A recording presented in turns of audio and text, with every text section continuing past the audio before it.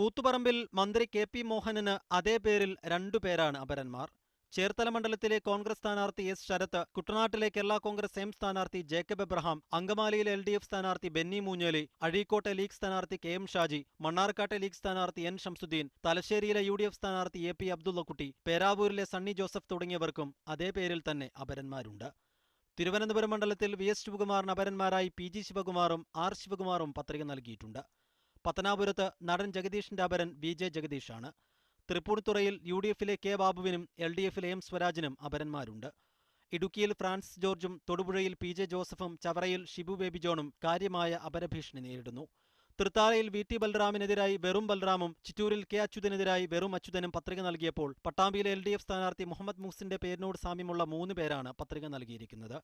മലപ്പുറം ജില്ലയിൽ league സ്ഥാനാർത്ഥികളായ T. Ahmed കബീറിനും C. മമ്മൂട്ടിക്കും ഓരോ അപരന്മാരുണ്ടെങ്കിൽ തവനൂരിലെ LDF സ്ഥാനാർത്ഥി KT ജലീലിനെതിരെ KT അബ്ദുൽ ജലീലും 2 അബ്ദുൽ ജലീലുമാരും രംഗത്തുണ്ട്.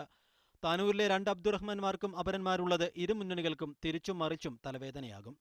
ഒന്നൊഴികെ 12 മണ്ഡലങ്ങളിലും UDF സ്ഥാനാർത്ഥികൾക്കെതിരെ അപരന്മാർ രംഗത്തുണ്ടെന്നതാണ് കോഴിക്കോട് ജില്ലയിലെ സവിശേഷത. കൽപ്പറ്റയിൽ MP ശ്രേയാംസ് കുമാറും ഉദുമയിൽ K. സുധാകരനും അപരഭീഷണി നേരിടുന്നു. News desk media 1.